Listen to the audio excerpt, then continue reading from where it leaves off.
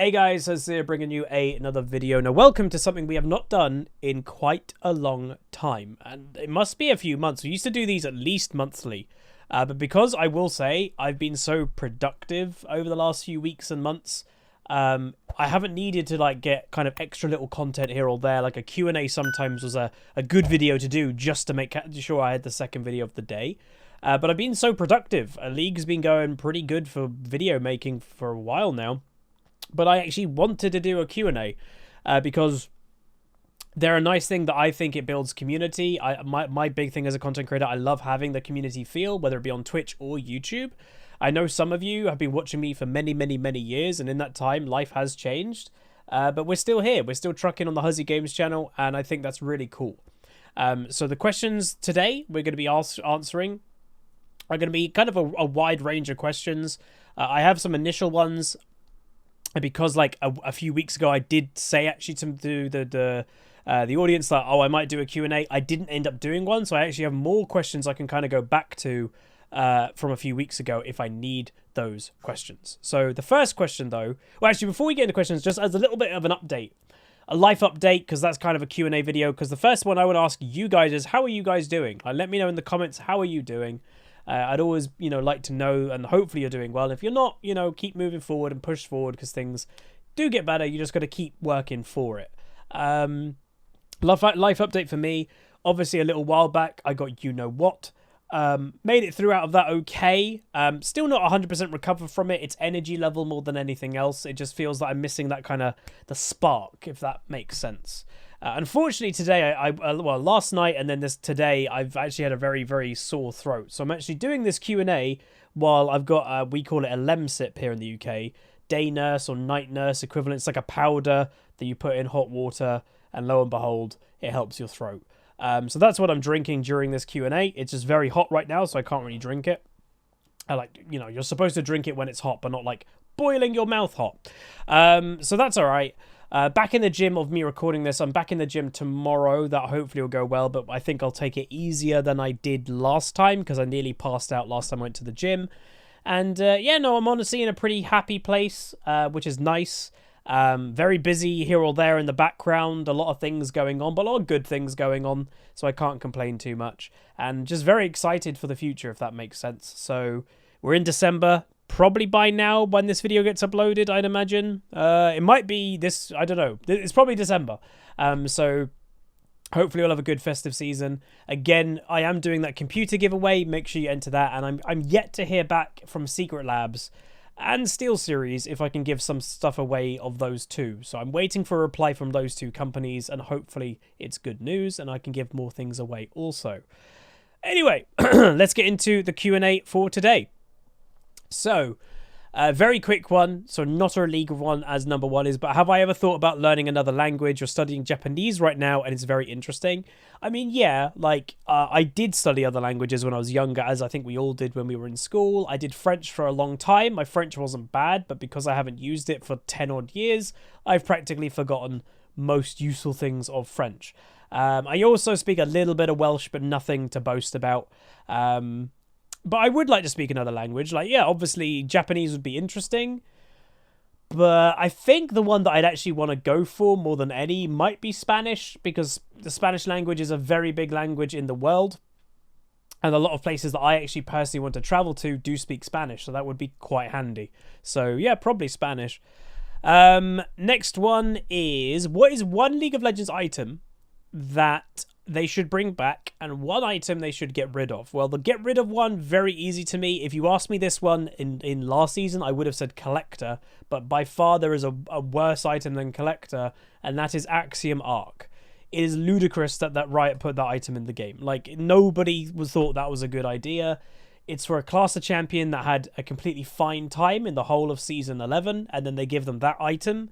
But it's not even just that. Because of the use, I don't know if anybody's been seeing, there are certain AP champions that are buying Axiom Arc second, namely Karthus. Yes, Karthus is buying a lethality item, pure and simple, to get the 25% refund for his ult. If he kills, imagine it, if he gets a triple kill or a quadra kill or a quadra assist or a pentakill assist, not he gets a pentakill, but he gets assists on an ace, his ultimate is back up instantly. That's insane. So it's just a bad item. Like, it just isn't balanced. So I don't know. One item they should bring back, well, in modern day League, Deathfire Grasp would actually fit quite well in. It was a burst mage item that you first hit from memory. You first hit an enemy champion with DFG, and then you did bonus damage, or was it an execute? It did something when it came to damage, and that would just suit the current meta, because League of Legends is all about damage, so I would say DFG. Sorry, my throat. Do I ever regret getting into League? Do you wish that you had gotten into streaming or content creation, a different game instead, and built yourself around that? Now, the answer to this is no. I do not regret it at all, because I'm here where I am now because of what I've done in the last 8 years of being a content creator. When I first started my channel, I wasn't expecting to be a League of Legends content creator. One of my first ever videos is actually like an Armor video, like Armor 3. I was really into DayZ back then, and that's actually the direction that I thought I was going to go. Back then, I really liked watching Jack Frags, who I still watch to this day, but he did DayZ back then, and Frankie on PC. And he's actually come back to YouTube, which has absolutely blown my mind. It's reminded me of like 6, 7, 8 years ago, and that's like mad. But I thought I was going to go more DayZ Armor route. And then I did a bit of League stuff, and that stuff just took off a bit better. You know, when you're in your beginning phases of YouTube, you're talking that, oh, my Armor video or that video got, 10 views, where the League video got 50. Oh, wow, that's 5 times. So I went a little bit more in the League direction, and it just went really well. Like, it went pretty fast at the beginning. The first few years, my content was very relevant, and that's the word I would use. I 100% know I've not really adapted as a content creator much over the last few years. I like doing my full game commentaries, and that's who I am as a content creator. And maybe one day I will adapt, maybe. But it's just what I enjoy, and if I don't enjoy the content I'm making, then that's going to be bad. Like, I know in League World, you probably are wanting the 10 to 15 minute highlight video that you kind of get rid of all the boring stuff and you kind of make more snappy videos. I get that. And maybe one day I'll get an editor, because in my current state of streaming 5 days a week, 2 videos a day, I don't have time to edit my videos any more than I do. And obviously I don't really edit my videos. I do have to edit them slightly. I do have to put them in Premiere Pro and do a couple things to them, but nothing intense at all. I simply don't have time to maintain the schedule that I do. So what it could be in the future is hire an editor to do 1 video a month and see how it does. See if people really enjoy that style. And if it does really well and it's, financially responsible, that, the video is making more than I have to pay the editor, like, doesn't have to be much more, but it has to be in profit, then maybe that goes up to 1 video a week in that style. And that's maybe how I could grow it a bit, but we'll see. So no, I don't regret becoming a League content creator. All I do hope for the future is people are welcoming a bit of variety. Now, I'm not ever going to say that I'm ever going to stop being a League creator. 1, I don't think I want to, and 2, I don't think that would be a good idea. And yes, there have been some content creators that have diversified or gone away from their original game and grown. I don't think that would be great for me. A lot of those content creators are much bigger than I am, so they have a much larger base audience than I do. So I still love playing League, as you guys know. Yes, I have frustrations with the game with it, but by core, of actual feel, I love playing the game, and that's the most important thing. The only thing that, is a little bit of variety. And obviously the good thing is we are getting some variety through even Riot. And I think that's the healthiest way to introduce variety, is upload occasional Ruined King videos with the new game. Probably do a full playthrough of the new and Willump game that comes out. And when the MMO comes out, that would be the dream. But like, that's variety, but it's within the League verse. So a lot of you who are just League people, you probably are still interested in those games a little bit as well. That is where I could see me getting a lot more variety in. And I do more variety on my stream. I just don't bring it over here on the YouTube channel. It is something that I am contemplating, that we do have the Huzzy Extra channel that I have hardly done anything with for now a couple of years pretty much, because of the lockdowns and pandemic and stuff. It's just been a bit too much to do all of it. But what I'm tempted to do is any time that I'm doing an extra stream, like today I played Jurassic World on stream for about an hour or so, maybe a bit over an hour. For you who'd never come to my Twitch channel, you just never will get that content. So what I'm tempted to do is just whenever I do a bit of a variety, play Jurassic World or play a bit of Call of Duty on stream, whatever it may be, I'll just throw that up on the Huzzy Extra channel. And for those that want to watch it, they can watch it. That will be the idea. So I might do that moving forward. But yeah, no, I do not regret being a League creator as well. The opportunities it's given me, the life already it's given me, I am forever grateful to League, but also the work that I've put in to be a League creator, and obviously to you guys as well to support the content, so thank you. Next up is what are my ideal preferred Lull settings and key bindings? So it's going to be quite hard to answer this one. I can actually, can I look at the client? I think I can. Oh, wait, you can now. So let's do... So when it comes to like Lull settings, I've hardly changed anything from like the default. So like whatever graphic setting is on, I think that's practically the one that I've left on. I don't think there's any like proper big gameplay ones that I've got on that I would recommend. Unless there is and I've just completely forgotten. A move camera on revive I've got on, which that one actually can be annoying and I might turn that one off. But my HUD scaling is at 40. I just think it's a nice size. And my minimap scale is actually at 100, believe it or not. But I do think the minimap might also scale a little bit here or there. But I guess the keybinds is the bigger thing with this question. Obviously, it goes without saying, don't just copy people's keybinds. Keybinds are something that, whether it be League of Legends or World of Warcraft or any game, you need to discover what's comfortable for you. You know, it's all for your fingers on a keyboard that actually works. Some people have longer hands and they can reach more places comfortably on a keyboard, for example. So all what I would say for my keybinds is I've kept it pretty similar to default in most places. So QWER is still my 4 abilities. DNF are still my summoner spells. And then where I have changed it a bit is the items are still 1, 2, 3, 4, 5, but I don't use 6 because I actually think 6 is a bit awkward to get to. So I actually use T. So it's right below that, but a little bit more to the left, and it's next to my ultimate. So next to R. And then my trinket, so my wards and my red trinket is actually X. It's just the way that I've always done it. And then obviously a lot of it kind of goes around the default key bindings of League. So A is in that general area. That's the auto attack that you can like specifically choose what to auto attack. Z is if you want to expend the chat. I've not got rid of that. And the only other thing that a lot of people have always asked me throughout the years is why sometimes when you cast abilities, does it just go off? And then why does it have an arrow and a big circle like you're aiming it? So I do use QWER in both ways. But in my playstyle, I both use quick cast and normal cast. So quick cast is you press the ability, it goes off wherever you click without aiming it like properly with an arrow that comes up on your screen. Normal cast is when the arrow comes up and then you have to confirm the spell again to actually use it. I use both and it's situational. I don't think about when I'm doing it. It just is reactionary of what's best for the time. And the only distinction that it is, oh God, which way is it? Shift plus QWER is my normal cast. So my default is quick cast. And then my normal cast is pressing shift and then using QWER. So all I will say is if you're into like keybinds, again, are personal. But when it comes to keybinds, depends. Like I've always found it depends your experience with computer gaming. I came from a World of Warcraft background when I started playing League. And I was a pretty decent raider, and my keybinds are absolutely insane on WoW. Like shift, like control sets, control sets, all of that stuff was going on like basically from G.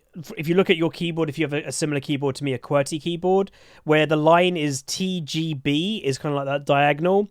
TGB left onward, everything was used on my keyboard, practically every single thing. Not really, everything right of that was basically utility stuff that I didn't need to bring open, like menus and stuff, or mount menus, or professions and stuff like that. That was over there because I didn't need that in active combat during a raid. But everything else, it was done. So League of Legends is actually a very basic mechanical game for me. coming from a World of Warcraft background, it's why I've always maybe said, like, I don't find League of Legends that mechanically tough. Yes, I will say, have toned down the mechanic toughness of League, due to how much damage is in the game. Like, I've not just said that, other pros have said that, Doublelift has said that.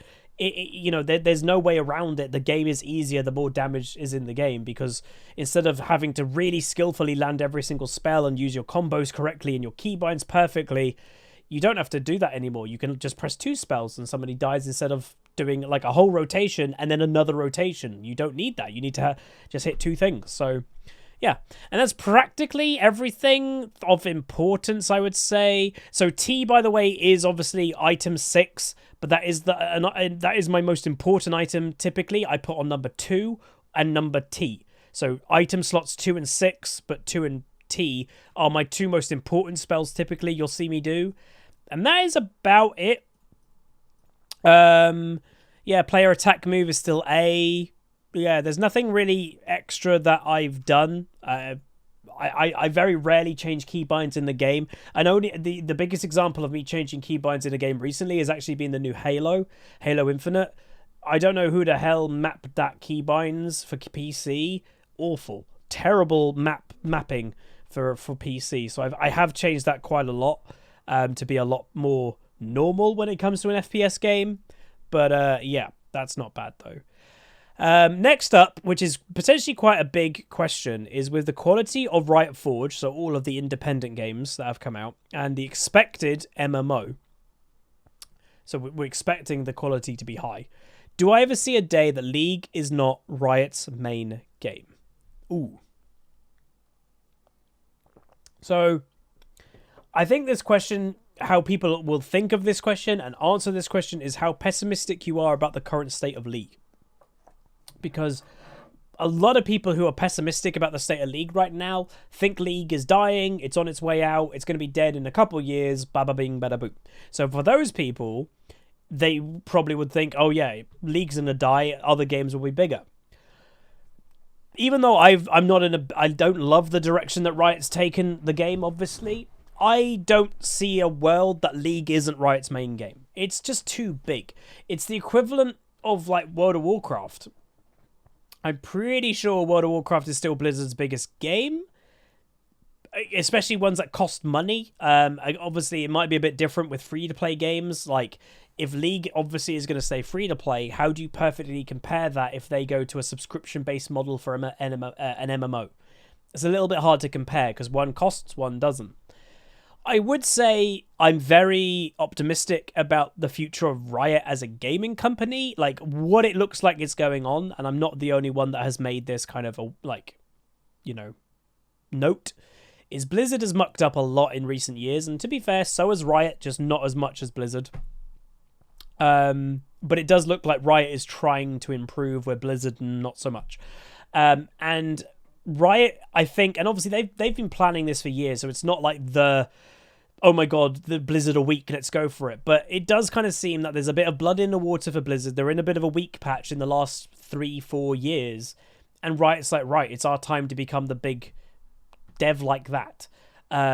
Because even though there are, like, EA is a similar dev, Blizzard was kind of by itself. Like, they were owned, I guess, now by Activision, but they were kind of their own encompassing. We have an MMO, we have an FPS game, we've got Diablo. Like, we have these separate entities, and that's what Riot is now doing. And the thing that Riot isn't doing fully is that Riot technically they have a separate entity with League, and then everything else is related to Runeterra, apart from what it seems to be is Valorant. That one is the one by itself. Everything else is connected.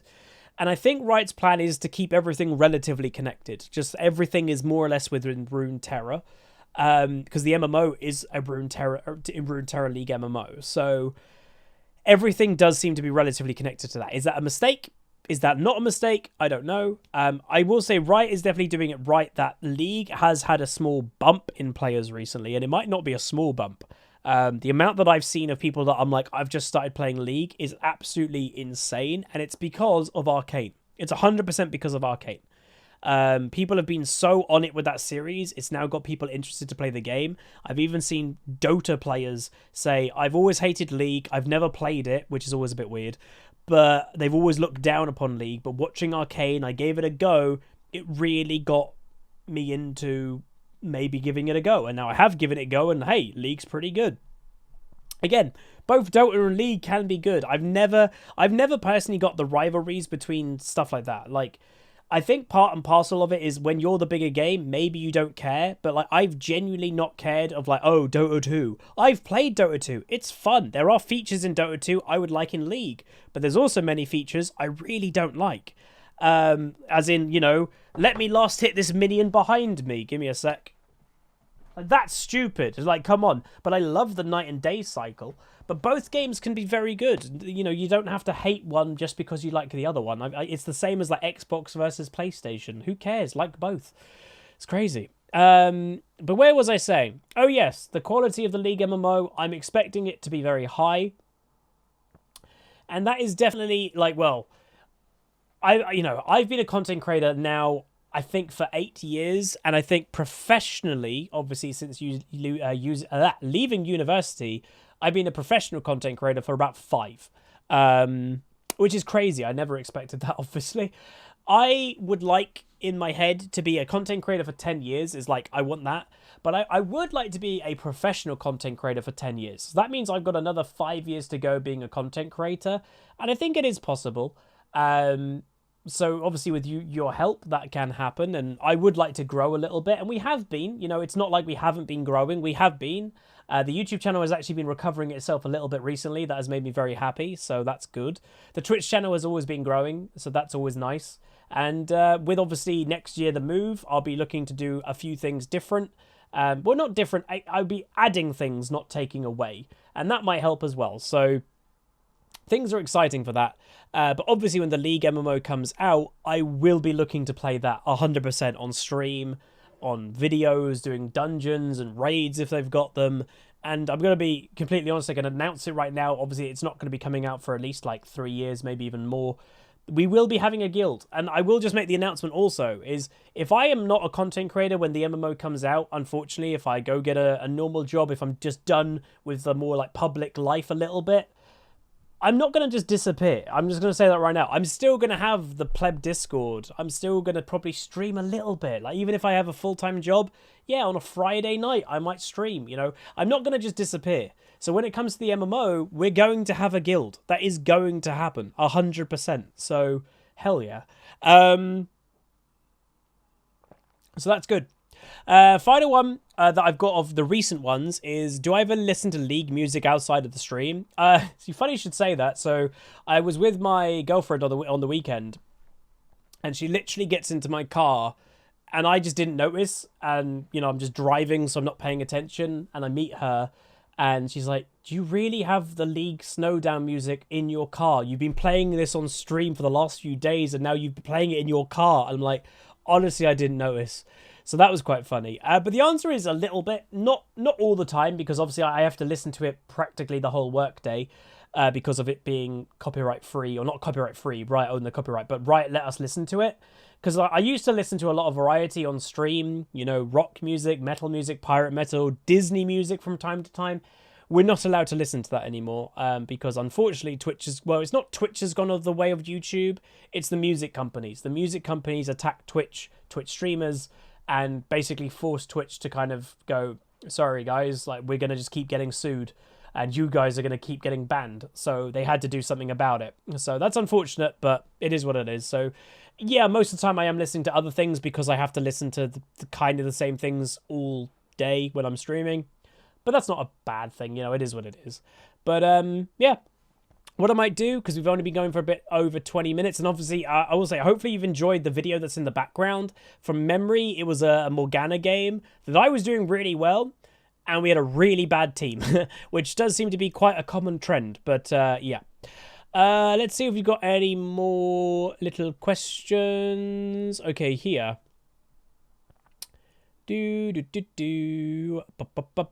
the change you're most concerned about for Season 12?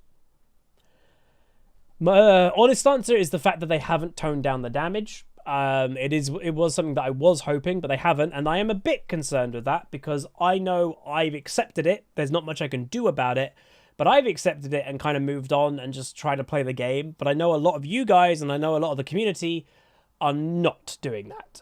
The amount that the concern for me comes is I'm a content creator. I am very engaged with my community. I read comments, and the amount of people that have told me I have stopped playing the game because of that, the damage is astronomically high. And I'm happy with who I am as a content creator and the audience that we've got, but it is a bit worrying when your own audience is potentially getting smaller because they're quitting the game because of the damage. It's a bit like, ugh. So yeah. Next up is, what kind of storyline would you like to see League have over a season, and would you not want it to be a long season narrative, basically like the Ruined King for basically the whole of season 11? Yeah, I'm not massively into having a whole season on one storyline. I thought it was a bit boring, the whole Ruined King thing, because that's the thing. If you have the same storyline and for the whole season and you find it boring, well, that's boring for the whole season. I was not engaged in the Viego storyline at all. I don't care for Viego and the wife and all of Gwen. I literally don't care. I just didn't find it interesting. It was very generic. It was like, oh, my wife is dead. Time to go crazy evil. Like, it was so stupidly generic. And I've heard that they've done it better in the Ruined King RPG. It's why I'm doing a playthrough of that very slowly. But I have heard they've actually done it well there. But I just think it was awful in the actual League of Legends version. So no, I would not want a whole season narrative, because again, if you don't find it's good, or if Riot just doesn't do a good job, then that really brings down the whole season. I think a month-long event. I think like the Gangplank one from a few years ago, I think that was 2 weeks to a month. That's perfect. Do that. Do 2 of them a year if you want to. 2 months of the year, separate events, boom. That is, I think, a lot healthier rather than a whole narrative throughout pretty much the whole season. Any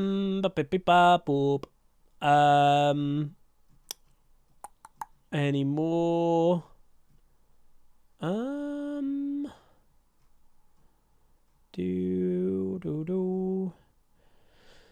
What role/lane do I think needs an update/rework, and is there even a need for one? I don't think there's a need for an actual proper rework of any of the roles. I still think to this day that top lane could be given a little bit more love. It's still very much an island, but yes, it does have very powerful champions in it now, but it is still quite islandy. I had the crazy idea of like, oh, when they announced Rift Herald, it's like, why couldn't Rift Herald kind of be in the out cave, the enclave at the top of top lane, not in the Baron pit, because that would force either a 1v1 top lane situation or more likely a team fight in top lane in the early game. With multiple people, the jungler and maybe the mid laner roams, maybe the support roams, and it's just a bit more interesting, less islandy. But obviously that is quite a crazy one. But no, I don't think that any roles specifically need any big changes like that. But yeah.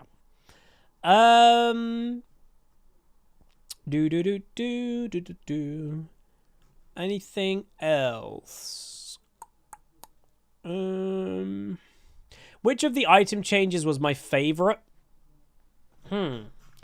So the weird thing is, and another thing to say, I don't think it's the healthiest item, but I absolutely love now that we have that mage item. The crown of the Shattered Queen, I think it is. That, to me, is hilarious. Because I think it's already proving a problem, kind of, for Riot. Because there's a lot of champions, with the Axiom thing that I mentioned earlier, that, oh, even Karthus is building the item. Yeah, there's weird champions buying that item too, the crown item, because of how crazy the damage is in the game.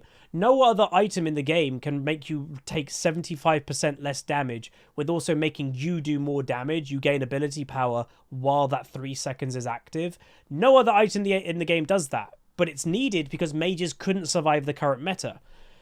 I think the item is great because it highlights the problem that League currently has, and Riot had to make it instead of nerfing damage, they made that item. So I just find that item funny. It's an ironic item that now exists. So I would say that item. And final one is, do I find it interesting / like it when in Worlds someone makes an off-meta pick work? Or do you just hate the fact that afterwards everybody will be trying it out in Ranked, usually with little success? It's a mixture of both. Innovation is cool when you understand why they're doing it. And that is the problem, is the pro that is doing the innovation with something new, unique, off-meta, to them it's no longer off-meta because they have played it so much that in their mind they have made that thing meta. In the scrims that they've done, in the training, in the theory crafting, everything that pro has done has made that meta for his team. But, as you've said, after the fact is, as a random example, let's just give, I think most of us didn't like it when it happened, but the Soraka top example is, Soraka top became meta in pro play for a while, and that trickled down obviously to solo queue. But so many people didn't understand why they were playing Soraka top, that they would just, someone in solo queue would just pick Soraka top and go, right, picked it, let's go. Soraka top worked with a very specific team comp. You needed certain things to make it work, to make it meta, and people ignored that in solo queue like they always do with off-meta picks. That's the problem. There's a disconnect between pro play and solo queue. Is in pro play, you're building a team comp perfectly synergized around 5 players that are working on the same team as a team.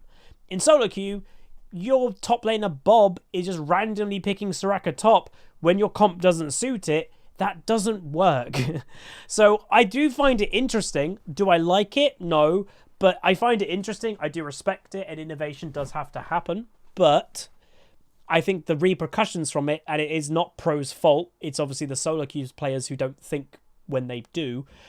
It's just a more of annoying, as a solo queue player, it's an annoying thing when it happens. So that's the way I would word it. But anyway, that is going to be it for today's Q&A. Haven't, again, done one in quite some time, so hopefully you guys enjoyed it. If you've got any more questions, please leave them in the comments, and I might type some answers for any questions that are quite interesting. But anyway, that is going to be it. If you guys enjoyed, do throw a like on it, throw a comment, throw a subscribe. I'm going to keep drinking this to help my throat, and I'll see you guys next time. Goodbye. Call down!